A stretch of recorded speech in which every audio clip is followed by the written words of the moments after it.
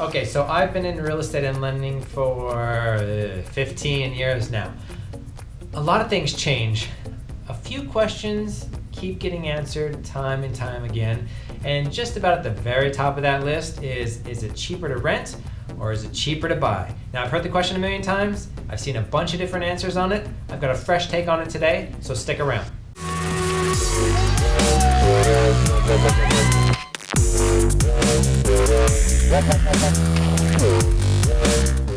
Okay, so the question's been asked a million times. Is it cheaper to rent or is it cheaper to buy? The question has also been answered a million times by different people, realtors, bankers, all sorts of fun things. Today I'm going to give you my take on the answer. Now I know what you're thinking, mortgage banker is going to tell me whether or not it's cheaper to buy a home or to rent a home. I know there's a conflict of interest, but stick with me for just a little bit longer, you'll see where I'm headed with this. Okay, before I jump in to show you how the figures worked out, I gotta give you the disclaimer. Not everybody's scenario is going to be exactly the same. In fact, everybody's scenario is going to be different. There is such thing as getting a sweetheart deal on the rental of the property. Your rate could be higher because you have different credit scores. There's a bunch of different factors that impact this, so keep in mind I'm trying to look at just general terms as far as our average buyer in each different scenario and how it would play out. I think you're going to see in the numbers you could add quite a bit of wiggle room and still have a similar result. Now I know that every single state, every single county, indeed every single borrower is going to have a different scenario. So I've broken it down into 3 scenarios that fit my county and kind of cover a wide range of the folks that would potentially finance a home. Our 3 theoretical buyers break down like this. Scenario 1, people that would buy right around the average sales price. So we're talking $270,000 buying or renting. Scenario 2 is people that would buy around half the average sales price. So we're talking homes worth about $135,000. And scenario 3 is people that would buy for around 50% above the average sales price, our homes for about $405,000.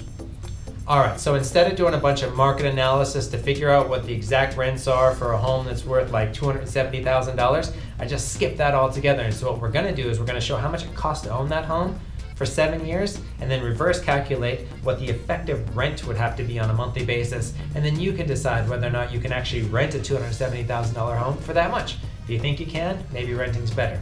If you don't think you can, probably better to buy.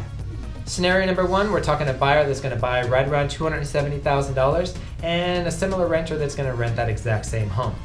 When we look at the figures, the cost of buying the home, about $10,800. The cost of all the payments over 7 years, about $136,000. The cost of the home warranty to kind of make it a level playing field against the renter that doesn't have to do any repairs, $3,500.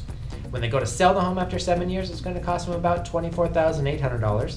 Their tax savings over the full 7-year period, right around $19,000. The appreciation at 2% per year is $40,000. Then we've got payment equity of about $38,000. So this is every single month. You pay your payment, a portion of that goes towards the principal. So you're building up equity that way. When it's all said and done, you're talking a total cost of around $77,654. When we reverse calculate all that to figure out what the effective rent would have been over 7 years, you're talking a rental amount of $924 a month. All right, my guess is that your area is a lot like my area, so homes worth about $270,000, rent for more than $924 a month. That brings us to scenario number 2. We're talking a home purchase of $135,000.